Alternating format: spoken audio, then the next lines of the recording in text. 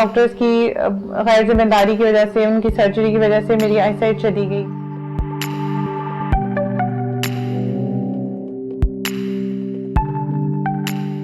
Standard chartered bank में तकरीबन 10 साल से ज़्यादा अरसा हो गया है कि मैं रिटेल मार्केटिंग में काम कर रही हूँ।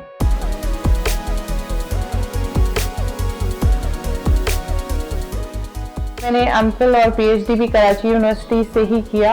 हॉस्टल में रहते हुए तकरीबन 18 साल मैं हॉस्टल में रही।